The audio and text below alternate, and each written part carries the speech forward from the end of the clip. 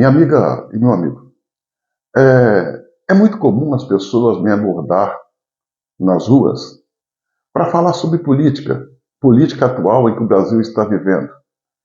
E esta abordagem muito comum é feita em virtude do trabalho que eu faço aqui no meu canal no YouTube, onde a maioria esmagadora das publicações que faço tem cunho político partidário com o objetivo de conscientizar dentro daquilo que me cabe, na minha humilde opinião, conscientizar as pessoas, fazendo as análises sobre os fatos, sobre os acontecimentos, e isso acaba fazendo com que a gente se torne conhecido das pessoas. Nessa última sexta-feira, dia 20, eu parei aqui na minha cidade, Santa Leopoldina, para fazer um lanche. E uma pessoa de fora, acredito eu ser um turista naturalmente, me reconheceu, me abordou, parabenizou pelo trabalho que veio fazendo, isso me deixou muito feliz, diga-se de passagem, e perguntou se não era arriscado esse trabalho que eu faço de conscientização, me expondo para levar minha mensagem. Eu falei para ele que é arriscado, no Brasil de hoje é arriscado. Me perguntou se eu não tinha medo. Eu falei, não tenho, eu tenho medo. É justamente por ter medo que eu estou lutando para que o medo possa ser página virada em nossa vida, não faça parte do nosso cotidiano. Hoje nós vivemos com medo e não era para ser assim. E no bate-papo, ele fez uma pergunta que é muito comum. Talvez você que está me ouvindo já ouviu alguém fazer. O Brasil tem jeito? Essa foi a pergunta que ele me fez. Se o Brasil tem jeito? E a resposta que eu dei é o seguinte: tem. Tem, é possível, mas não é para agora e não é fácil. Minha amiga e meu amigo,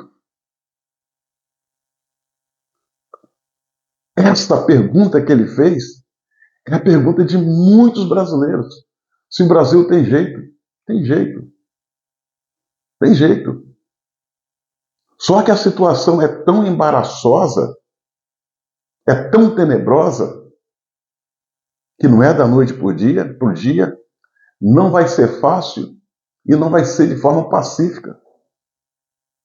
A situação do Brasil hoje ela é extremamente estranha.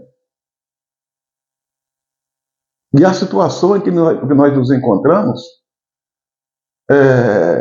é tão difícil que os próprios brasileiros, muitos brasileiros, não brigam, não lutam, não se levantam contra essa situação, porque eles não têm a noção da gravidade, não têm noção da situação em que estamos vivendo. E isso é fruto do acaso? Não, não. O sistema fez um trabalho de emburrecimento da maioria esmagadora dos brasileiros ao longo desses anos e décadas, ao ponto de as pessoas não entender o que está ocorrendo no Brasil. Olha só o que nós estamos vivendo. Roubalheira, volta da corrupção de forma desenfreada, aumento da violência e do desemprego. A população está anestesiada. A imprensa trouxe ao conhecimento da sociedade um esquema corrupto que existe, aliás, ainda existe, num consórcio entre sindicatos e associações que roubavam de forma descarada parte da aposentadoria dos idosos aposentados do INSS. E a gente está vendo agora que tem as digitais de membros do governo do PT, membros do governo Lula. O que está acontecendo? Absolutamente nada. Abriu-se uma CPMI para apurar esses fatos? Abriu. Mas vocês acreditam mesmo que os culpados serão punidos? Não. Vão ser expostos, mas depois esquecidos. Punidos é pouco provável. Por quê?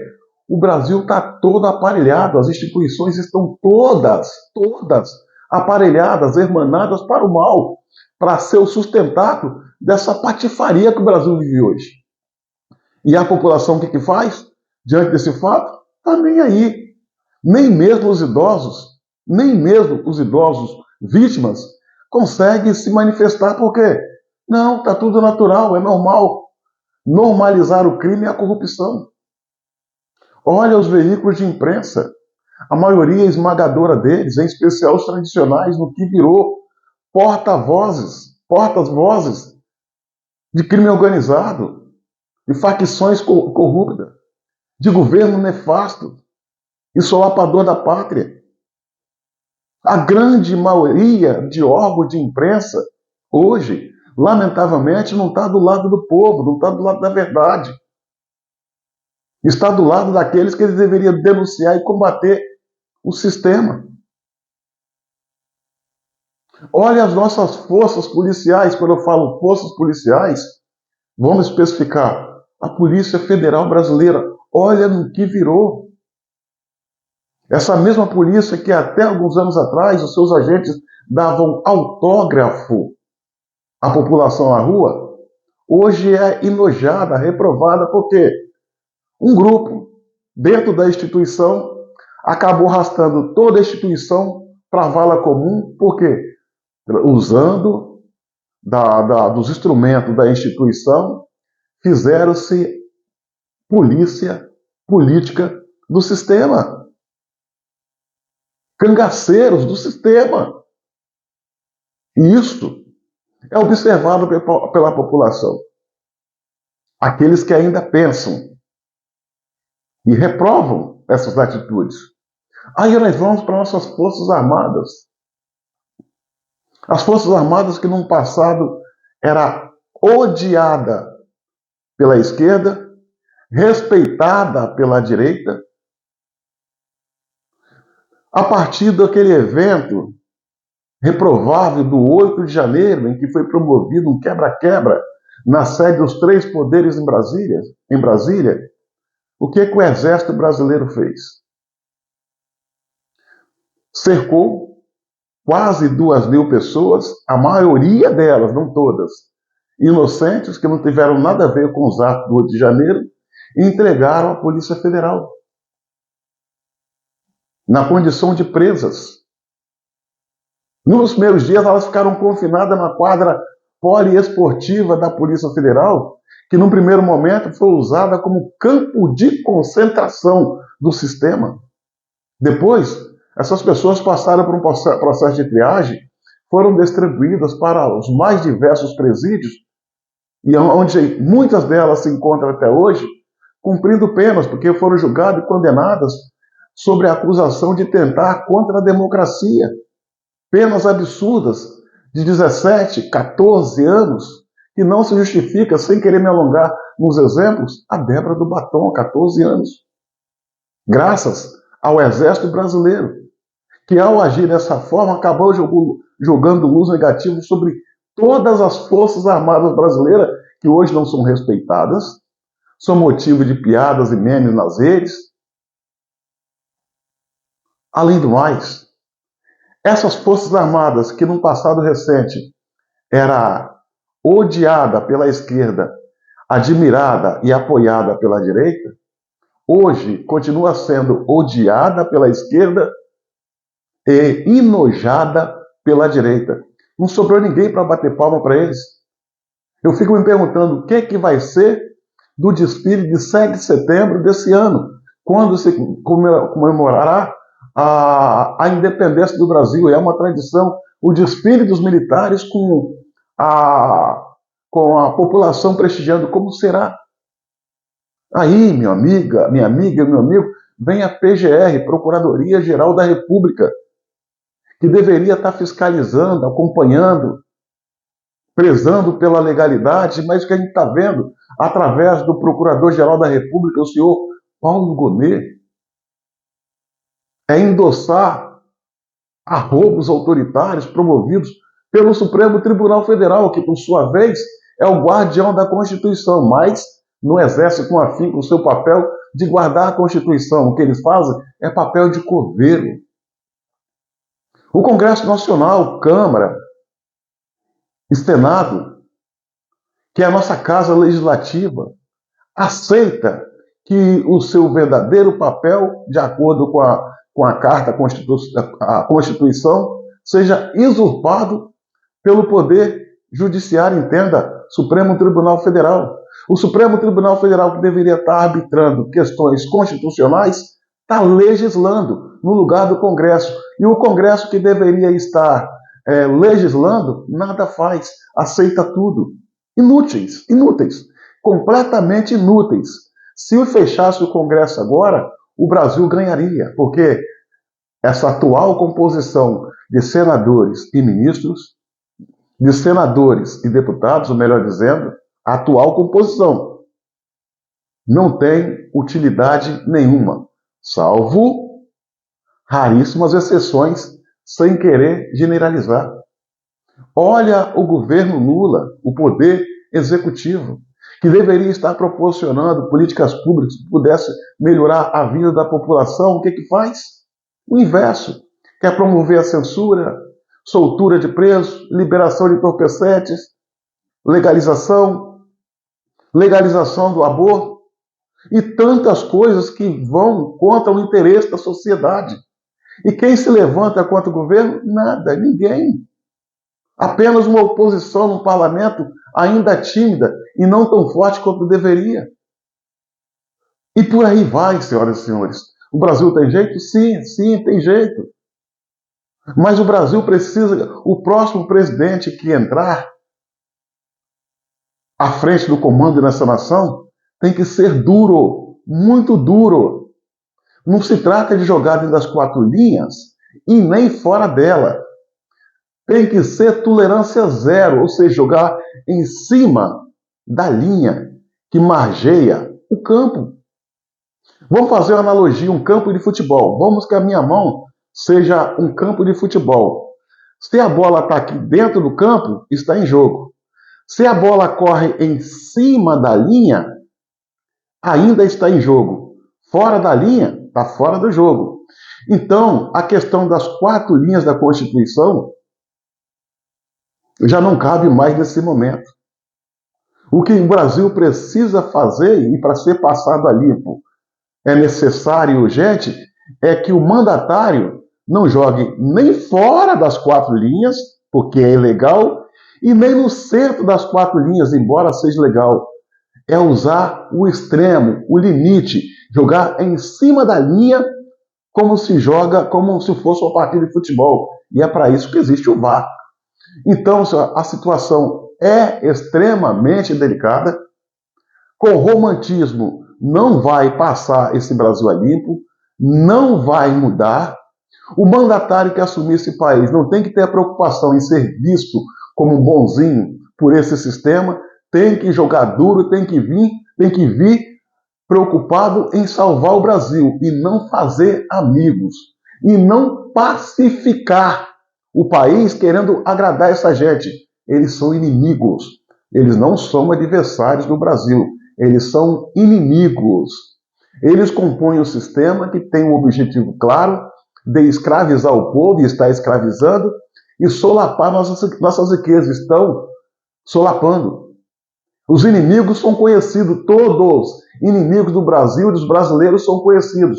Tem nomes, apelidos, sobrenomes, endereço fixo, CPF, todos são conhecidos. Inclusive as suas intenções nefastas contra o Brasil. Então, querer assumir o comando do Brasil, chamar essa gente para tomar cafezinho, negativo, não vai salvar.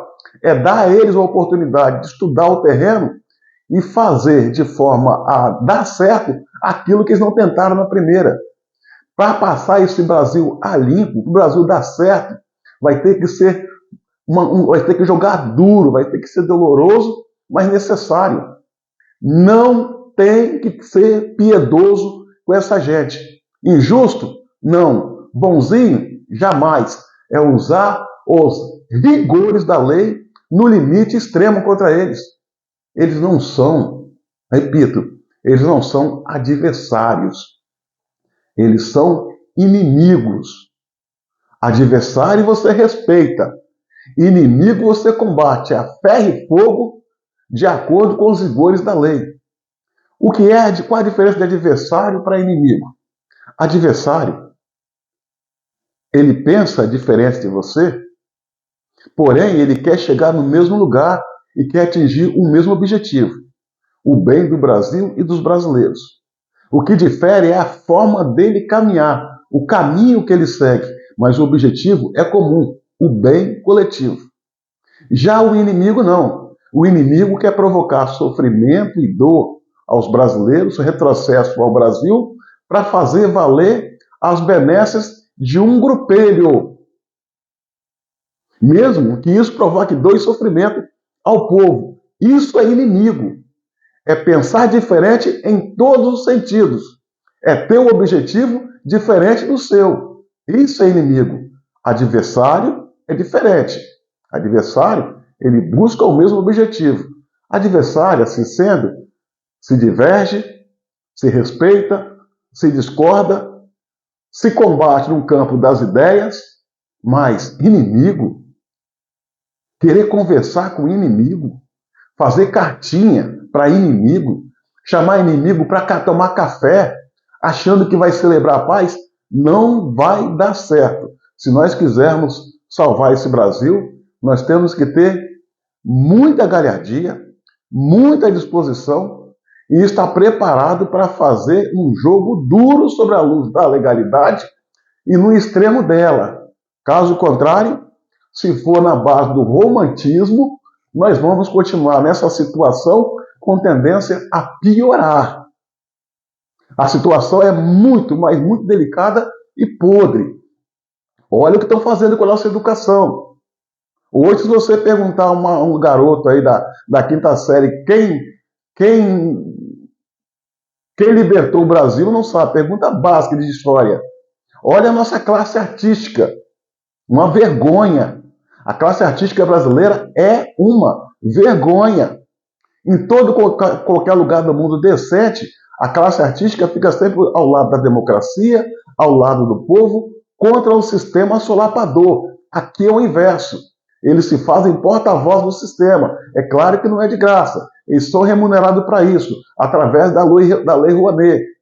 Mas a classe artística brasileira, salvo raríssimas exceções, sem querer generalizar, é podre, é nojenta, é esclerosa.